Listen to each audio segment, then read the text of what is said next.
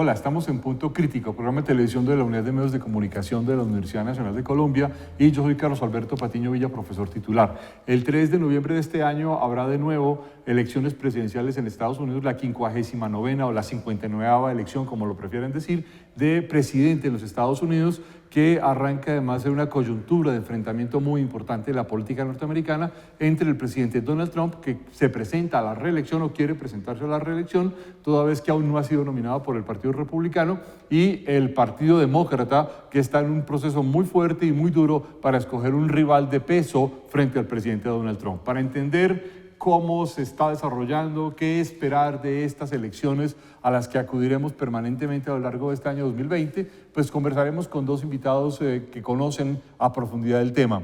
Uno de estos invitados es la profesora Diana Marcela Rojas, quien es doctora en Ciencia Política de la Universidad París-Est en Francia, es magíster en Relaciones Internacionales de la Universidad París I Panteón Sorbona, magíster en Análisis de Problemas Políticos, Económicos e Internacionales Contemporáneos del Instituto de Altos Estudios para el Desarrollo y de la Universidad Externado de Colombia, y es filósofa de la Universidad Nacional. Actualmente es profesora del Instituto de Estudios Políticos y Relaciones Internacionales de la Universidad Nacional. Profesora Rojas, muchas gracias por estar en Punto Crítico. Gracias por la invitación.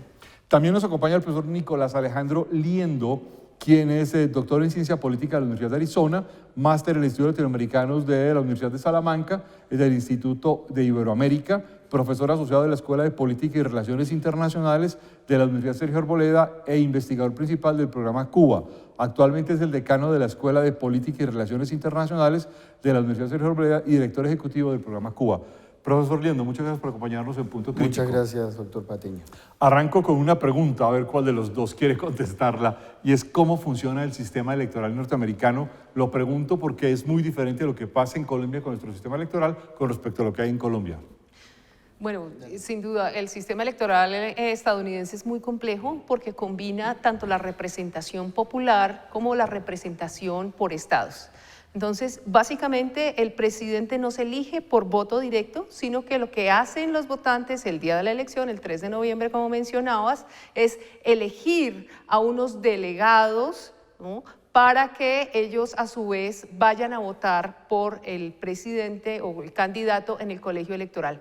Ahora bien, estos delegados representan a sus estados, hay un número determinado de delegados por cada estado, dependiendo del tamaño de la población. Entonces, lo mínimo que tiene un estado, digamos, son 2 votos electorales en el colegio electoral, pero eso aumenta en relación con ese tamaño de la población.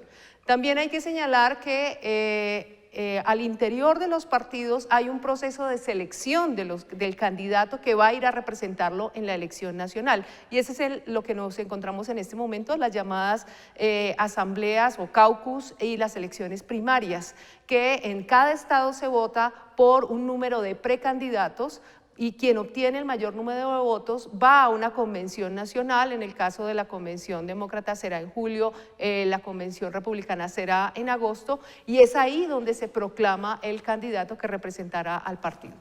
Profesor Liendo, ¿qué tiene de especial este proceso electoral del año 2020 desde su perspectiva? Bueno, este proceso enfrenta a un presidente que está siendo altamente popular, pero altamente polarizante, y que, digamos, se está eligiendo un nuevo candidato demócrata, en donde lo que vemos es 2 candidatos con una edad relativamente avanzada, ambos superiores a los 75 años, los 3 candidatos que están en la carrera, y además una polarización extrema alrededor de las propuestas políticas hacia dónde debe ir la política interna y la política internacional de los Estados Unidos. Entonces, esta polarización no es frecuente y vamos a ver qué es lo que los ciudadanos de Estados Unidos deciden. Profesora Rojas, ¿está de acuerdo con ese diagnóstico o tiene una perspectiva distinta sobre qué se juega en los Estados Unidos en esta elección? No, yo creo que sin duda estamos ante el efecto del fenómeno Trump. Trump llegó a la presidencia a finales del 2016, cuando todas las apuestas iban un poco en contra y se pensaba que era Hillary Clinton, la candidata demócrata entonces, quien ganaría la Casa Blanca. Y estos 3 años casi y medio que llevamos de presidencia de Trump ha significado una ruptura con una serie de parámetros de la política estadounidense, no solo en términos, si se quiere, de cultura política y de corrección política, sino en términos efectivamente, como lo señalaba el profesor, de una extrema polarización que incluso lleva a la parálisis del gobierno. Hay una enorme dificultad al interior del Congreso de los Estados Unidos para que republicanos y demócratas colaboren para sacar iniciativas legislativas, ¿no? Hay también una enorme disputa ideológica en torno a los dos partidos, y este ir hacia los extremos del espectro político, digamos que ha señalado una dinámica en la que nos encontramos hoy, en donde la prioridad para el Partido Demócrata hoy es ganarle a Donald Trump, más allá de la discusión de los temas de la agenda, de las posturas ideológicas, el objetivo primario es ganarle a Donald Trump. Hay una observación que hacía hace poco el periodista George Packer, que ha hecho varios trabajos importantes sobre la política exterior norteamericana, diciendo que Donald Trump, por ejemplo, se volvió mucho más radical de lo que Robert Kagan había imaginado en los años 90, pero de una forma inconsistente, porque tampoco es claro que tenga una línea ideológica, un patrón continuo de acción. Y en ese contexto llegamos además a una situación en la que todavía en 2020, prácticamente al 4º año del gobierno de Trump, hay una cantidad de cargos federales que no han sido nombrados. ¿Cómo entender esto en este contexto de reelección? Bueno, Donald Trump viene de los negocios, viene del mundo de los negocios, y su forma de ver la política es como un negocio. Es decir, él tiene unas convicciones para un tema, pero si le permite hacer un acuerdo, tiene otras convicciones. Como ¿sí? Groucho Marx, estas Sí, son mis ideas, pero si no le gustan, tengo otras. Creo que esto ha sido consistente, esto es lo único consistente en la política exterior de Trump. Es consistente no ser consistente. Exactamente, en que si uno habla con los distintos agentes de los Estados Unidos que se dedican a la política exterior o a la cooperación internacional, la política exterior está en el tweet de Trump, ¿no es cierto? No hay una línea clara, ha cambiado de manera sucesiva las personas a cargo de la Secretaría de Estado. Y si uno mira, parece tener más simpatía con el diálogo con los dictadores que con el diálogo con la democracia o con los demócratas. Entonces, con Kim Jong-un en Corea del Norte, en Turquía, con Rusia, ¿no? El affair con Putin. Entonces, cuando uno mira, tiene una mayor simpatía por establecer diálogos con estos dictadores o con Arabia Saudita, etcétera, que con otras democracias, ¿no? No ha podido solucionar el tema de Venezuela porque la política exterior en este tema fue errático, momentos más dialoguistas, momentos más de mano dura. Con Cuba fue lo único claro, ¿no? Porque le sirve en términos electorales para la Florida, donde se encuentra la mayoría de los cubanos que vienen en el exilio, que ha sido volver a la política más dura, más extrema, y la política de migración, de mano dura contra la migración, construir muros en vez de construir puentes, ¿no? Entonces lo que ha hecho es alejar, cerrarse, una política económica exterior proteccionista, ¿no? Hacer América primero, Make America First Again, ¿sí? Entonces todas estas políticas han sido zigzagueantes porque con China ha tenido mano dura y luego ha estado cerca de un acuerdo comercial. Con Corea lo mismo. Entonces esas políticas hacen perder de foco claramente cuál es la visión estratégica de Estados Unidos y cómo se va a relacionar con el mundo. Pero la única forma, parece, para Trump es pelear mucho y luego ver cómo arregla eso de la mejor manera. Si eso es Donald Trump, si eso ha sido, digamos, lo que hemos visto durante estos años, una inconsistencia, ir y volver sobre cosas que no son claras. De hecho, hay un columnista, que no recuerdo el nombre del New York Times, en las últimas 2 semanas, que ha insistido que una nueva reelección de Donald Trump es asegurar la irrelevancia de Estados Unidos como gran potencia en los próximos años. Las toldas demócratas tampoco son muy claras. Venimos de un proceso de primarias demócratas con una baraja muy amplia, Elizabeth Warren, Pete Buttigieg y otros más que estaban allí, y al final terminamos entre Bernie Sanders y Joe Biden. ¿Cómo ver si el Partido Demócrata puede competir o no? Pero además algo que se apuntaba desde ahora, que decía el profesor Liendo, además, es que son 3 personas septuagenarias.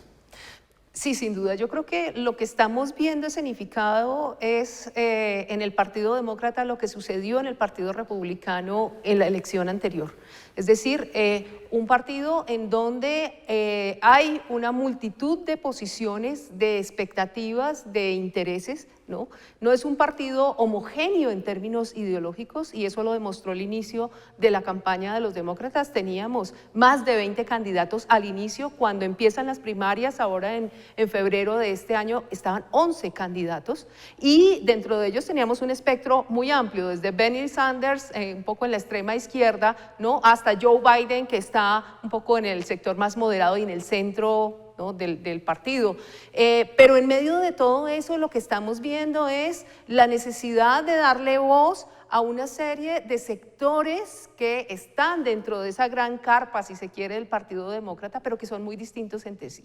Están los sindicalistas, los trabajadores, que digamos que tradicionalmente han estado más de cerca o más cercanos al Partido Demócrata, pero están también las minorías, están los afroamericanos, están los latinos, los asiáticos, ¿no? En la elección que hubo para el Congreso, para la Cámara de Representantes, salieron un número de representantes que son caras nuevas, figuras jóvenes, mujeres, por ejemplo, representantes de minorías. Alexandria Ocasio-Cortez, por ejemplo, que están mostrando esos cambios societales al interior de los Estados Unidos, y creo que en el Partido Demócrata eso se está reflejando.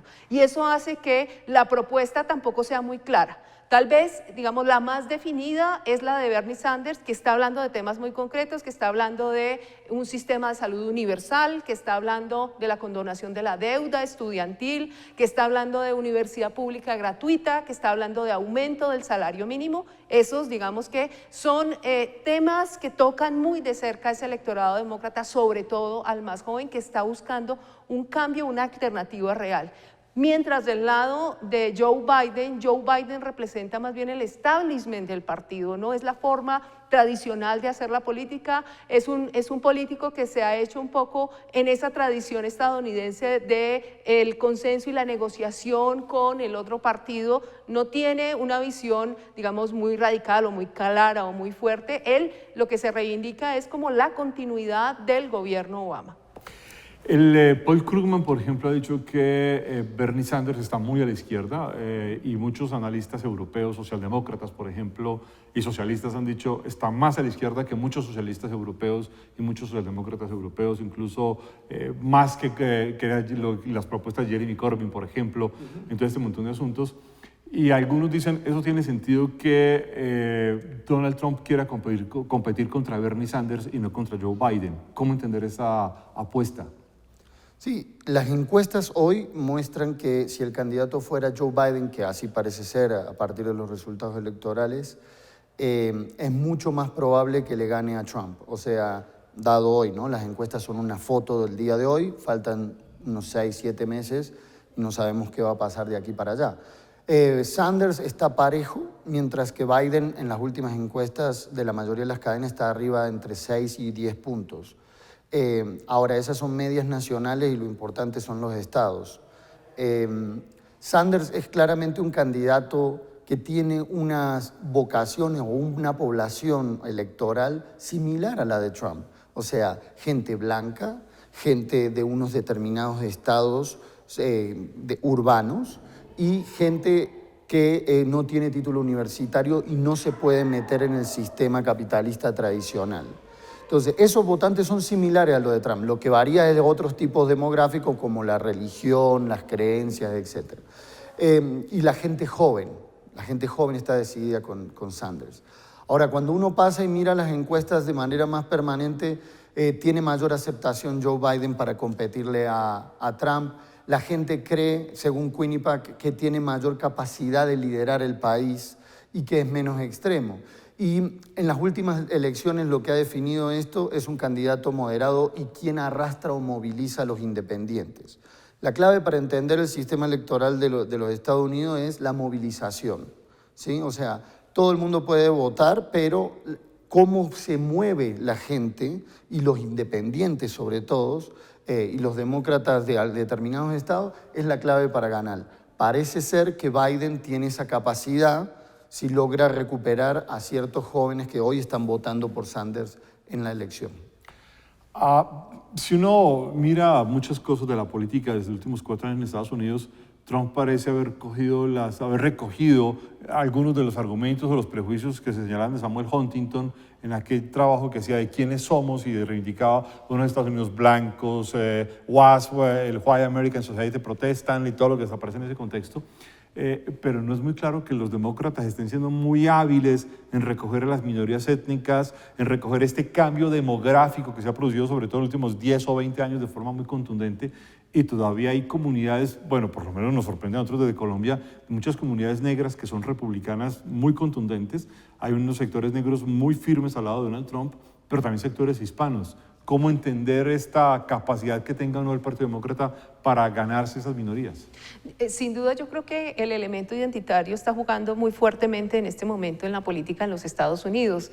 Sin embargo, yo creo que más allá hay otro elemento que también se ha subrayado mucho y es que hay un enojo, que hay una rabia creciente, que hay una disconformidad con las condiciones hoy en día de vida y sobre todo con el incumplimiento de esa promesa de la forma americana de vida, ¿no? Del American Way of Life, ¿no? Y es la idea de que Estados Unidos era un país abierto que permitía el progreso, ¿no? Que permitía el enriquecimiento de quien trabajara muy duro, ¿no? Y de quien se esforzara, y sin duda ya llevamos varios años de un estancamiento de esa movilidad social. Entonces hay una gran rabia allí que además se junta con un cambio económico sustancial y es una economía globalizada, toda esta deslocalización de la producción, la pérdida de empleos, la desindustrialización de sectores muy importantes, de regiones completas en Estados Unidos, crea un enorme malestar. Y el asunto está en, bueno, ¿y quién es el responsable de eso? ¿A quién le achacamos eso? Buena parte del triunfo de Trump se debe a encontrar un chivo expiatorio, o sea, los culpables de eso son los inmigrantes que vienen a traernos todos los problemas y los chinos, asiáticos y los otros países que nos han robado nuestros empleos y su promesa es yo voy a traer de vuelta esos empleos, cosa que en realidad no ha hecho porque es muy difícil cambiar esta economía globalizada. Entonces, pero esa rabia no es monopolio de Trump, la representación de ese enojo. Al interior del Partido Demócrata también hay ese descontento, también esa disconformidad y es tal vez el electorado que está apoyando en este momento a Sanders y que muy probablemente, dado que, como nos decía el profesor, las encuestas están mostrando que Biden va a la cabeza y probablemente sea el candidato demócrata, habrá gente que tiene que tomar una decisión, está en un dilema. O sea, de un lado quiere un cambio real en la política, en la alternativa política al interior del Partido Demócrata que podría representarlo Bernie Sanders, pero al mismo tiempo también quiere ganarle a Trump, ¿no? Y en ese momento o elige una opción o elige la otra. Si elige a Bernie Sanders, puede que eso esté más cerca de sus expectativas, pero sin duda será un candidato que tiene muy pocas probabilidades de ganar la Casa Blanca. Entonces habrá muchos que finalmente terminen votando por Biden, pero no por gusto ni por convicción, no es porque despierte un gran entusiasmo, sino porque resulta el mal menor frente a la idea de que Trump se mantenga 4 años más en Washington. Profesor Liendo, Trump se ha esforzado en las últimas semanas por mostrar un proceso de paz en Afganistán que claramente fracasó desde el inicio, además frente a la sombra de quiénes son los talibán, estos extremistas radicales impresentables. Abandonó el frente de guerra geopolítico y diplomático en la guerra de Siria, las negociaciones a propósito del coronavirus o el COVID-19 sobre el petróleo entre Arabia Saudita y Rusia, los Estados Unidos no aparecen. Queda claro que además en el contexto del coronavirus el liderazgo industrial y tecnológico del mundo cada vez más lo tiene China y no los Estados Unidos. Las relaciones con los europeos son distantes, frías y confusas. Bueno, el contexto internacional es muy complicado. Lo de Cuba parece ser lo más consistente como usted planteaba, pero lo de Venezuela tampoco hay una estrategia clara, va, viene, no tiene claro. Incluso Trump, que parece tan vociferante, resulta ser, como han dicho algunos observadores, cobarde militarmente. ¿Cómo entender este montón de acciones o de no acciones? Bueno, una de las formas de entender esto es, nosotros cuando miramos el proceso electoral de Estados Unidos creemos que es muy sencillo y lo vemos, claro, desde una óptica en donde estos temas para nosotros son muy importantes. Para los americanos tiende a no serlo. Le voy a dar una serie de datos. La mitad de los americanos no tiene pasaporte para salir del país. O sea, no le importa lo que pasa afuera. El mundo no existe en sus elecciones. El mundo no es importante. Cuando uno ve en las encuestas, el 10% o menos define su voto en relación a la política exterior que cada candidato tenga. O sea, no importa en ese sentido la visión de identidad nacional tanto para definir el voto. Lo que importa es lo interno, y Trump se concentra en lo interno. Entonces, cuando uno mira lo interno, pues casi tiene pleno empleo, ha mejorado la economía según los indicadores mayoritarios. En eso hay un consenso. Ahora, no sabemos si las formas en que lo ha hecho son las mejores y si va a poder mantener eso, porque los datos económicos lo que demuestran es que a partir de lo del coronavirus, la economía está cayendo. Hemos visto lo que pasó la semana pasada con las acciones de la bolsa, que eso sí le preocupa a Trump, las acciones de la bolsa, porque ahí están la gente que lo apoya y sus propias acciones, ¿no? Entonces, yo creo que esa política exterior es errática porque no tiene un interés más allá de un interés comercial internacional, mostrarse, aparentar como duro, aparentar en ciertas escenas, pero donde él no ve qué gana metiéndose, no ha intervenido Estados Unidos. No hay acciones estratégicas claras. La relación con la Unión Europea es mucho más que distante, ¿sí? Con los distintos líderes, con Angela Merkel, con Macron, ¿sí? Incluso con la Unión, con Reino Unido, no ha sido clara su relación. Entonces, si llegase Biden, creo que eso cambiaría radicalmente. Estados Unidos volvería a meterse en la escena internacional a partir de dos principales preceptos. Uno, el combate de las democracias iliberales o la promoción de la democracia en el mundo. Esa ha sido una bandera del Partido Demócrata en términos de política exterior. Y dos, a partir del libre mercado. Estados Unidos ha cerrado la economía mundial y eso ha perjudicado fuertemente el intercambio entre casi todos los países. Yo creo que con Biden eso cambiaría hacia un mayor librecambismo, una nueva relevancia de la OMC y una nueva apertura y diálogo con China para establecer relaciones comerciales más claras. Profesora Rojas, nos quedan 2 minutos y entonces le voy a hacer una pregunta para 1 minuto para que me quede la última final y es, ¿América Latina no aparece hasta ahora en el discurso político? No, para nada. O sea, en buena medida por lo que decía el profesor. O sea, la política exterior no es un tema que esté en el centro del debate electoral en estas elecciones presidenciales. Sin embargo, América Latina aparece por los latinos que están en Estados Unidos y eso sí es importante. Entonces, ahí la población latina ya prácticamente es la primera minoría, ¿no? Y eso tiene un peso muy relevante a la hora de la elección. El tema de la migración, que ha sido un tema de la agenda de Trump, es un tema muy álgido frente al cual esa población latina tiene una enorme sensibilidad y busca que el candidato demócrata, digamos, prometa que efectivamente va a haber una reforma migratoria integral. Entonces, que hasta ahora no ha habido. No. Me queda todavía 1 minuto 20 segundos y entonces quiero hacerles esta pregunta si se atreven. ¿Se atreven a hacer un pronóstico de lo que pasará en las elecciones del 3 de noviembre?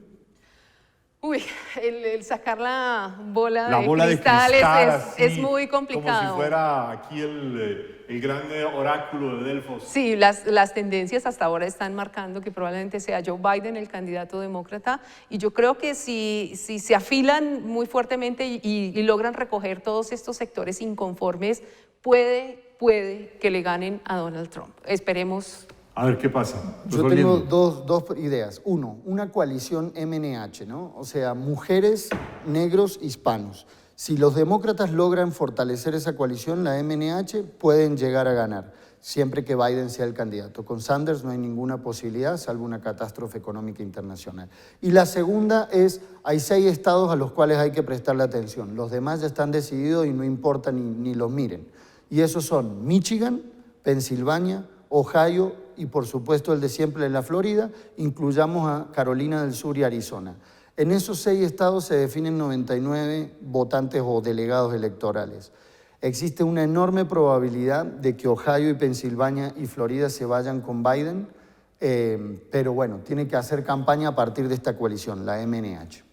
Bueno, hemos llegado al final de Punto Crítico con este tema que seguiremos durante todo el año, importante para los Estados Unidos, pero más importante por lo menos para el hemisferio occidental. Profesora Diana Rojas, muchas gracias por estar en Punto Crítico. Gracias a ustedes. Profesor Nicolás Liendo, muchas gracias por venir a la Muchas Universidad gracias, Nacional. doctor Patiño. Lo esperamos en una próxima emisión. Muy amables.